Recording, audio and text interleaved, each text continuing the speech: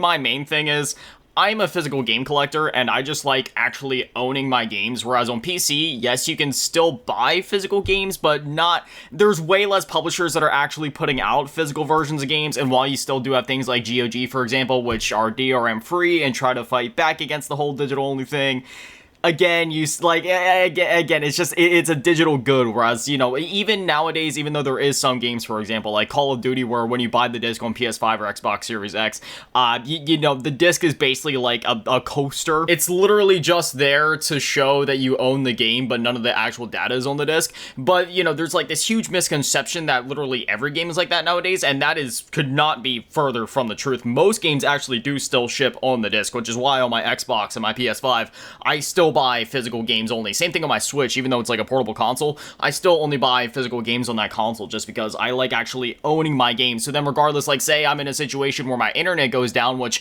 has happened here, gotta love Spectrum, am I right? But if my internet goes down, I need to install a game, which, again, considering how restricted we are on storage space nowadays on console, at least out of the box, obviously you can like upgrade the storage and put in like, however many terabytes you want, and that isn't even necessarily the console's fault. It's just because games are getting so freaking big. Like at the start of a console generation, the amount of storage that the consoles launch with is typically enough, but then as the generation goes on, the games just get bigger and bigger and bigger, and games nowadays are like 100 gigabytes minimum. So it's not uncommon to be in a situation from, where it's like, okay, the internet's down and there's this single player game that I really want to play, but I had to delete it a while ago after I beat it, or maybe I just didn't get to download it yet because I had other things that I had installed on my system.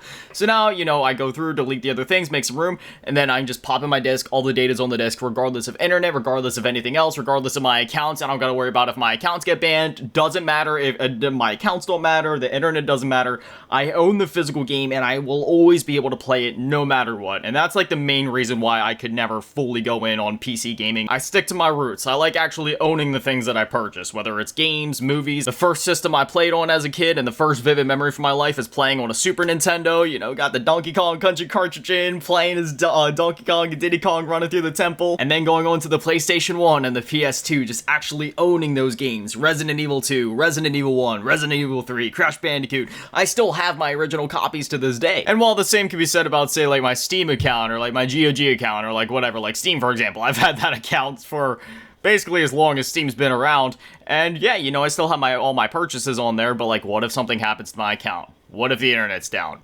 I'm just kind of crap out of luck, especially if something would happen to my account.